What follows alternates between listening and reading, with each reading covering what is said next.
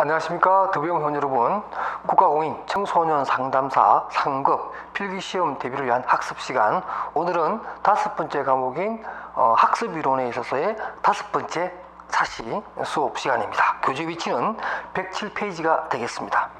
오늘 이 시간은 지난 시간에 이어서 여러 학습이론에 대한 소개를 해드리고 있는데, 지난 시간에는 우리가 반도라를 대표로 하는 사회학습이론을 우리가 공부를 했었고요. 또 톨만의 잠재학습 또는 인지도 학습에 대해서 공부를 했고요. 이번 시간에는 또 재미난 또 이론들을 한 몇 가지 좀 소개해 드릴까 합니다.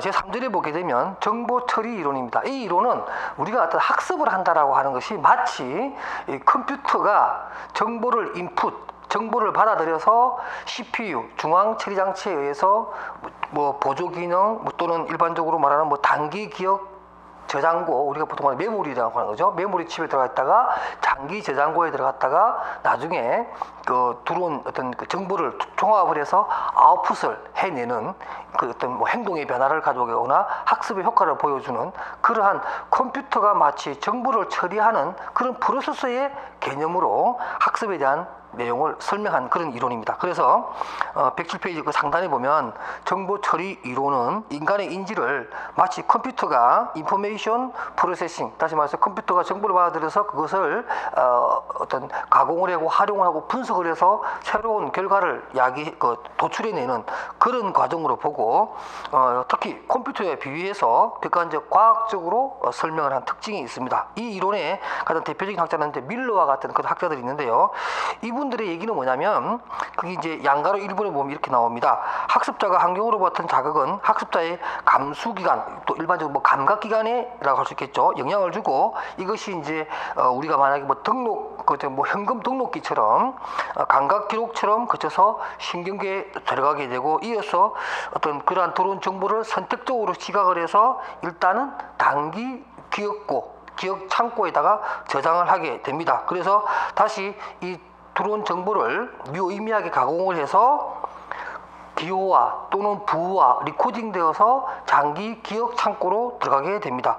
또 이러한 또 장기 기억 창고에 들어간 이 지식들은 기존의 어떤 학습된 내용과 분석과 통합을 과정을 통해서 다른 정보가 결합할 수 있다면 또 결합된 내용을 또 단기 저장고로 보내기도 하고 또는 재생되기도 한다, 이렇게 설명을 하면서 우리가 일반적으로 컴퓨터가 어떤 문제를 풀어내는 그런 과정과 유사하게 설명을 합니다. 그러면서 6번에 보면 환경으로부터 받은 자극이 행동으로 나타날 때 실제 학습이 이루어진다라고 해서 어떤 학습의 효과라고 하는 것 또는 학습이 이루어졌다라고 하는 것은 결과적으로 행동이 외부로 나와야 된다. 다시 말해서 컴퓨터가 아웃풋이라고 하는 결과물이 나와야 학습이 이루어졌다라고 하는 것으로 이 이론은 결론을 짓습니다.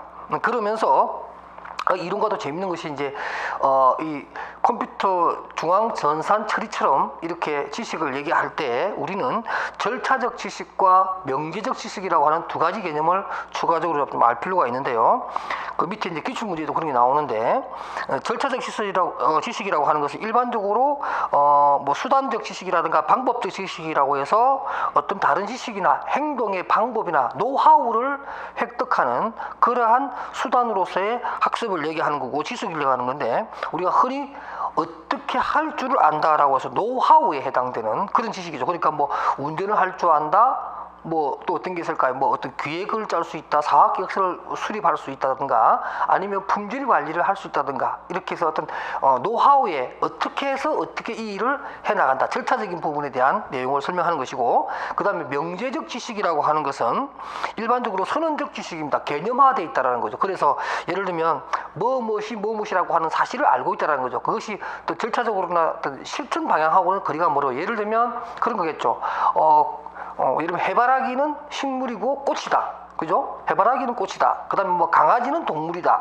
이렇게 어떤 개념에 대한 부분을 정확하게 알고 있다는 거죠. 그러니까 이런 지식이 뛰어난 사람들은 일반적으로 분석적이거나 분류 체계라든가 어떤 구조화된 또 아주 정교화된 조직화된 지식을 편찬하는 데 굉장히 뛰어난 머리죠. 그러니까 A는 어디에 속하고 B는 어디에 속하고, 그래서 A와 B는 순서가 어떻게 되고 이렇게 체계적으로 정교화하는 이런 지식이 뛰어난 사람을 우리는 명제적 지식이 뛰어난 사람이다, 개념화가 잘 돼 있다, 이렇게 설명할 수가 있겠죠. 그래서 이 절차적 지식과 명제적 지식을 우리 이제 컴퓨터 처리할 때도 다 이게 달리 처리하지 않습니까? 바로 그러한 내용으로 개념을 하나 추가적으로 알아두셨으면 좋겠다, 이런 얘기입니다. 그다음 108페이지로 가서 뭐 일반적으로 이제 이러한 그 정보 처리 모형과 관련해서 그 애킨스라고 하는 사람과 그 다음에 또 크레이크라고 하는 사람이 대표되는 정보 처리의 수준 모형, 이 두 가지를 좀 설명할까 합니다. 자, 물 한 잔 마실게요. 그 교재 보면 108페이지에 애킨슨과 시프린이라고 하는 사람이 이중 기억 모형이라고 하는 것을 얘기했고, 그 다음에 크레이크와 로크하트는 정보 처리의 수준 모형, 이 두 가지를 얘기했는데요.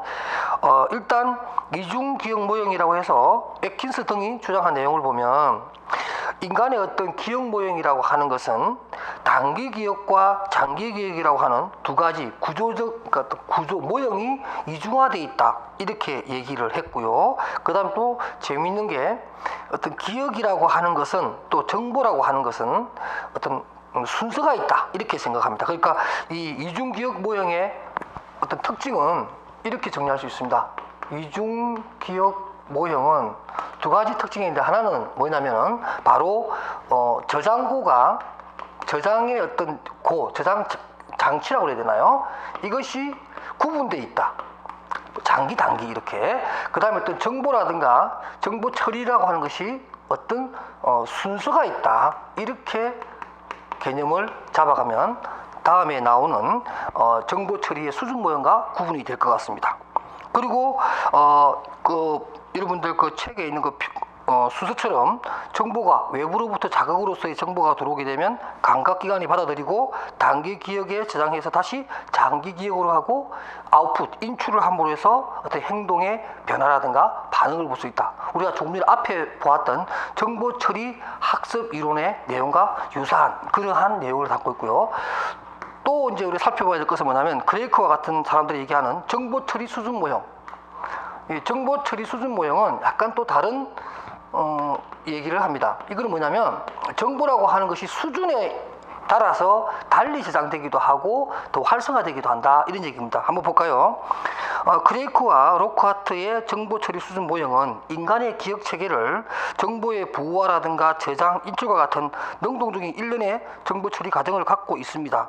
그런데 이러한 정보 처리 수준 모형이라고 하는 것은 바로 그 양가로 1번의 두 번째 줄에 나오는 것처럼 학습 의도 자체보다는 처리의 깊이, 처리의 깊이에 따라서 달라질 수 있다는 거죠. 처리 깊이라는 말을 꼭 여러분들 기억해 주시기 바랍니다.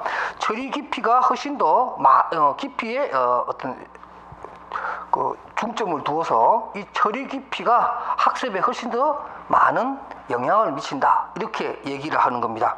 그래서 이러한 정보 처리 수준 모형은 앞에서 설명했던 이중기억 모형과 좀 대조가 되고요. 특히 정교화라고 하는 개념을 추가합니다. 그래서 어떤 처리 깊이 안에 뭐가 있냐면, 어떤 받아들인 지식에 대해서 정교화한다든가 또는 어떤 분석을 한다든가 이런 것들을 했을 때 훨씬 더 잘 기억할 수 있고 잘 학습된다, 이렇게 설명하는 거죠. 그러면서 그런 얘기를 해놨습니다. 정보의 처리 수준의 깊이라는 것이 대체 뭐냐, 이렇게 하면서 세 가지로 구분하는데, 첫째, 가에 보면 지각하는 것, 다음에 또 구조적 분석을 해서 구조적 특성을 가지고 있는 것, 그러니까 구조적으로 분석을 해서 암기하고 저장하는 것이 더 잘 된다, 더 효과적이다, 이렇게 설명하는 것이고, 그 다음에 의미적 분석입니다. 이게 가장 높은 수준인데, 지금 현재 보면 뭐죠? 수준 모형이니까 의미를 우리가 뭔가 암기를 할 때 그 암기하고자 하는 것, 예를 들면 단어라든가 사물이라든가 하는 것에 대해서 뭐죠? 의미를 주게 되면 더 잘 기억된다는 뜻이죠. 그래서 깊이 있게 처리하는 것이 중요하다, 이렇게 설명을 합니다. 그러면서 의미 수준의 분석이 최선의 기억을 하게 된다, 6번에 그렇게 나오고요. 그 다음 7번에 보세요. 결론적으로 공부가 재미있어야 하고 또 재미있으면 기억이 잘 되고 또 재미있게 의미를 분석하거나 정교화하면 할수록 잘 기억하게 된다, 이렇게 결론을 내리면서 단순하게 순서라든가 저장고가 구분되는 것에 떠나서 이것도 중요하지만 처리의 깊이, 분석하는 거, 정교화시키는 거, 의미를 부여하는 것들이 중요하다. 이렇게 설명하는 것이고요. 그래서 이중기억 모형과 여기 나오는 정보 처리 수준 모형을 두 가지 비교하는 내용이 108페이지 아랫단에 나오는데, 거기 보면 첫 번째가 정보 처리의 수준 모형은 이 순서를 별로 중요하지 않다. 가정 두지 않는다라는 얘기는 순서가 별로 주지 않고 순서 없다 하더라도 수준의 깊이라든가 이런 것들이 중요하다. 이렇게 설명을 하고, 반면에 이중기억 모형은 많이 시연될수록 이 자체가 이게 순서가 반복이 될수록 어떤 기억의 효과성은 또 올라간다라고 하는 얘기를 합니다. 그래서 이 두 모형의 차이점에 대해서 시험에 잘 나오니까 여러분들 꼭 기억해 두시기 바랍니다. 그 다음 이제 109페이지로 가게 되면 이런 정보 처리 이론과 관련해서 주의 집중을 도와주는, 또 유도하는 방법으로서 특히 이제 물리적 유형과 흥미 유발, 그리고 감정적, 그리고 강조적 유형, 이렇게 설명을 하는데요. 일반적으로 교실 내에서 수업을 하는 경우에 어떤 물리적 도구라든가, 우리가 보통 교보제라든가, 그죠? 뭐 활동지라든가, 어떤 우리가 경험할 수 있는, 예를 들면 어떤 동물에 대한 일반적인 설명보다는 동물 도감을 보여주면 훨씬 더 빨리 그 동물에 대한 특징을 우리가 이해할 수가 있겠죠. 바로 이런 물리적 유형 내지는 어떤 교보제가 효과적일 것이고, 그 다음에 흥미를 유발시키는 것, 그 다음에 또 감정적 유형이라고 해서 어떤 그 단어 하나하나, 또 사물 또는 우리가 배우고자 하는 내용에 대해서 자신의 정서적인 부분, 어떤 느낌을 실어서 전달하면 훨씬 더 잘 기억을 한다, 이런 얘기고, 마지막으로 강조 유형입니다. 제가 여러분들하고 수업을 하다가 제가 만약 여기서 다른 색깔로 이 부분은 처리의 깊이가 중요합니다라고 제가 이렇게 밑줄을 친다든가, 이게 동그라미를 친다든가, 별표 3개 쳐라 이렇게 해놓으면 아마 여러분들이 훨씬 더 이 부분에 대해서도 주의 깊게 보겠죠.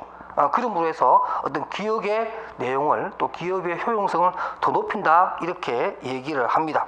그래서 이 네 가지도 여러분들이 정보 처리 이론에서 강조하는 주의 집중을 유발하는 방법이다, 이렇게 알아두시기 바랍니다.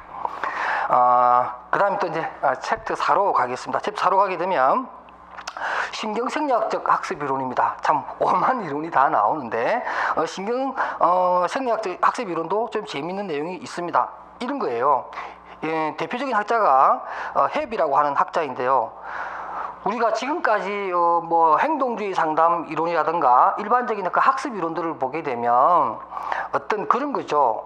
학습이라고 하는 것 자체가 인간의 어떤 행동의 변화와 성장이라고 하는 것이 어떤 학습에 있어서 과학적이면서 논리적이면서 체계적이고 인지적으로 인식이 되는 영역에서 학습을 얘기했는데, 이 헵이라고 하는 사람은 물론 그런 것이 있다. 그러나 우리가 생리학적인 측면에서의 학습 이론도 반드시 좀 살펴볼 것들이 있다, 이렇게 설명하는 거예요. 예를 들면 이런 겁니다. 우리가 일반적으로 대뇌 구조라든가 굉장히 중요하잖아요, 그죠? 자뇌냐 우뇌냐, 우리 많이 얘기하잖아요. 자뇌는 어떤 게 발달되고 우뇌는 어떤 게 발달되어 있다, 이런 것들을 한 번 더 살펴봐야 될 필요가 있겠고, 그 다음에 또 지능이라고 하는 것들도 있다라는 거죠. 지능이라고 하는 것이 경험에 의해서 생기며 유전적으로 결정되는 것이 아니다라고 보는 겁니다. 이건 뭐냐면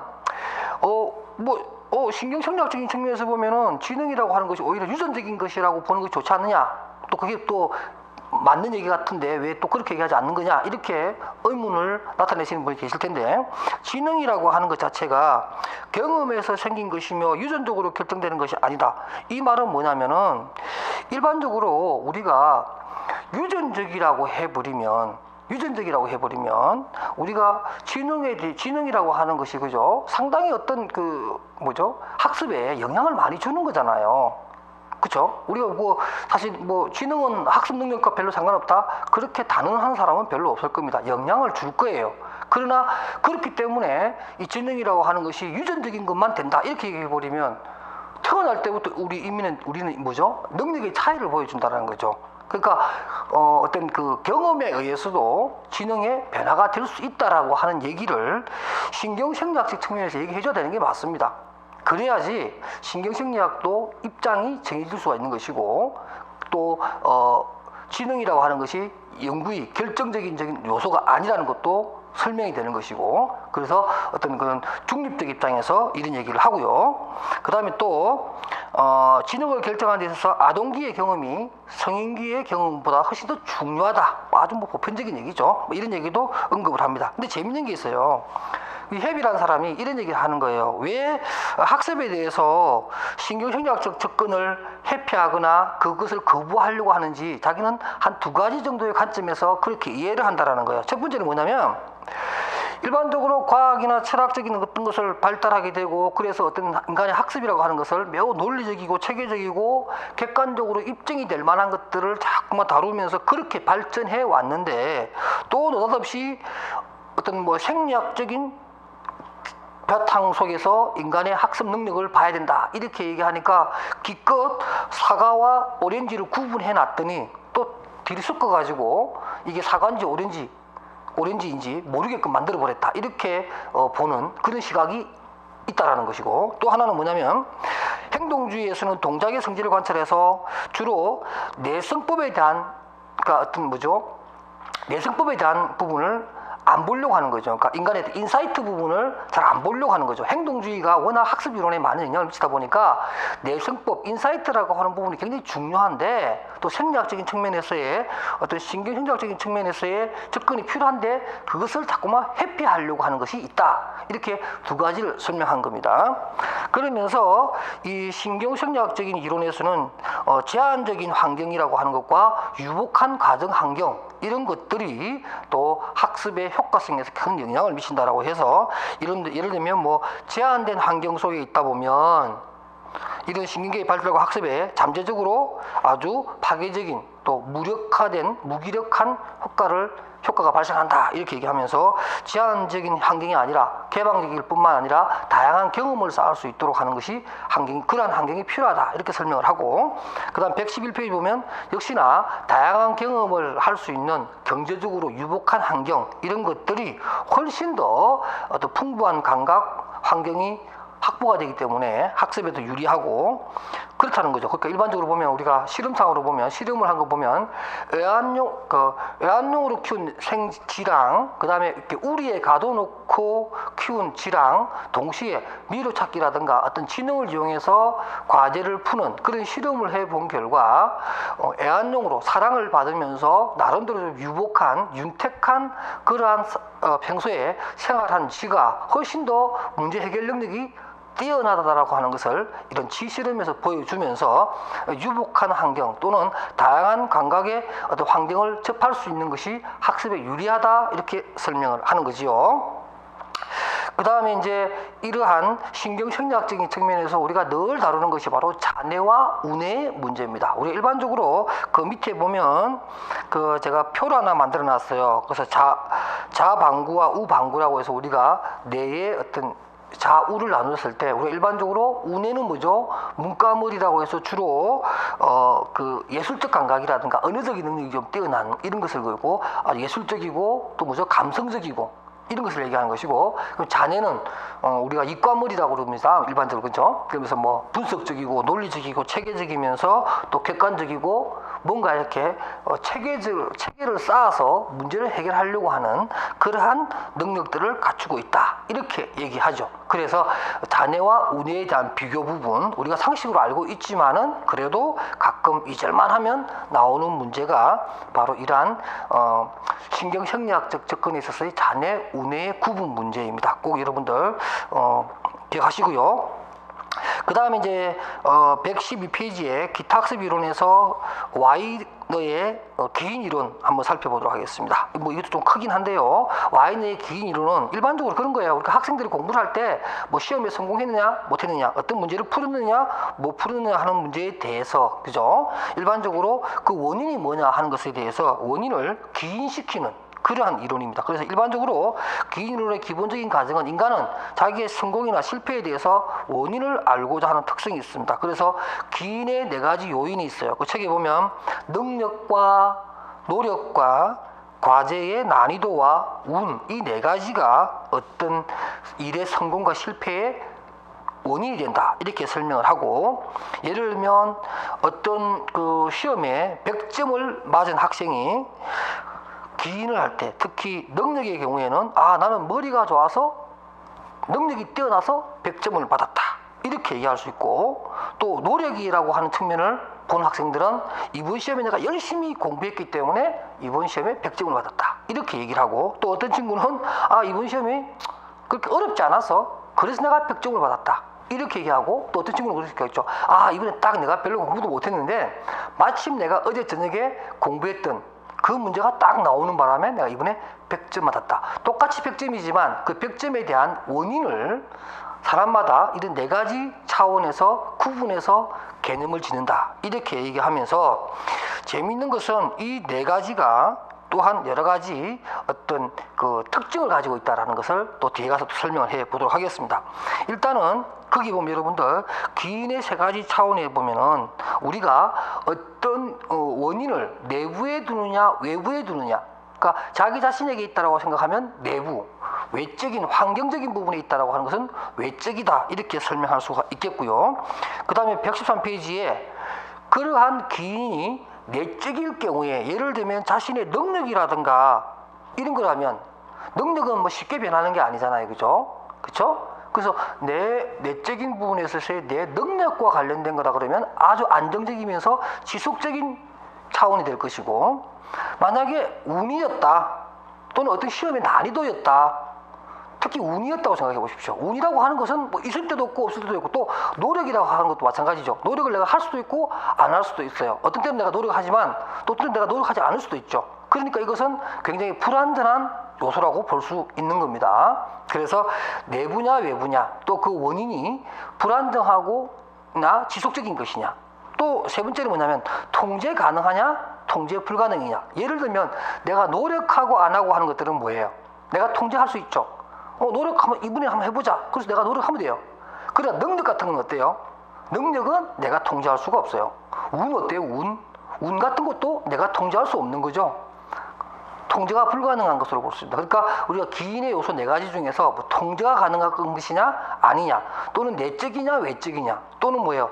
안정적이고 지속적인 것이냐 아니면 불안정한 것이냐, 이렇게 여러분들이 구분해내는 것도 시험에 자주 나오니까 꼭 살펴보시기 바랍니다. 그 다음에 그 밑에 이제 그 향상학습의 기인의 방향이라고 하는 것도 있는데, 이것도 참 재미있습니다. 조금 전에 제가 설명했던 기인이 내부적이냐 외부적이냐, 또 불안정하냐 안정적이냐, 이것까지 제가 위에 설명해 드렸죠. 근데 이제 여러분들 그 3번에 보게 되면 이러한 기인의 또 다른 방향으로서 전반적인 거냐 특수적인 것이냐, 아니면은 구체적이냐 아니면 또 좀 이렇게 일반적인 내용이냐, 이렇게 볼 수가 있습니다. 예를 들면 그 예시가 이렇게 돼 있어요. 양가로 1번에 보면 이성에게 어떤 거부를 당했어요. 그러니까 뭐 애프터를 신청했는데 아마 했나 보죠. 뭐 이렇게 싫어요 이렇게 아마 아주 거부를 당한 모양입니다. 이럴 경우에 우리가 일반적으로 내부적이냐 외부적이냐 이런 거죠. 그 내부적이란 말은 내가 좀 뭐 성격상 좀 급해서 내가 너무 빨리 애프터를 신청한 것은 아닌가, 이렇게 생각함으로 해서